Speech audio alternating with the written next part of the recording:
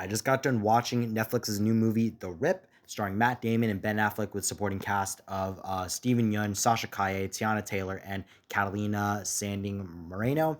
And this film, honestly, like this one had been on my radar for a little bit, like since it was announced, and like seeing Ben Affleck and Matt Damon together. It's always going to be a good movie when you have.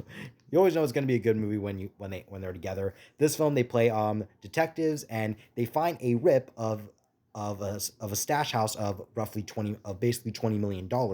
And this film basically acts as like a who do you trust thriller story. And I really did enjoy that. I really loved how within the first, like, the moment these characters the characters find the stash of money, you instantly find that sense of, okay, who do you not trust, who's the dirty cop, because obviously with the uh character dynamics of this crew and how the story's working, you're already not really supposed to see that these characters are not real. These five group characters are not really that good of people, as they're being uh, in, investigated by Eternal Affairs.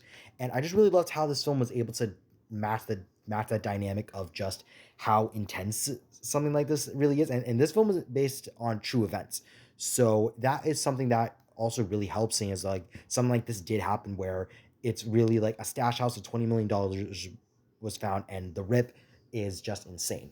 The acting of all the acting was really done well. Like, of course, Matt Damon and Ben Affleck were the stars of their dynamic. These two have been working on movies together since like the '90s, I think. So seeing them work together was really cool.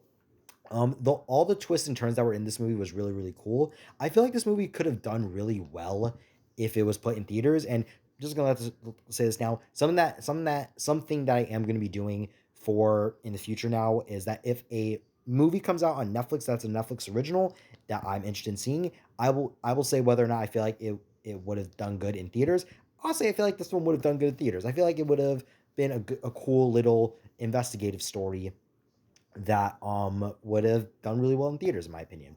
But overall, the this whole story was really good. If you are looking for a new film to watch where you're just like kind of in a thriller mood, this is a film I highly recommend if you're in that mood for a thriller concept.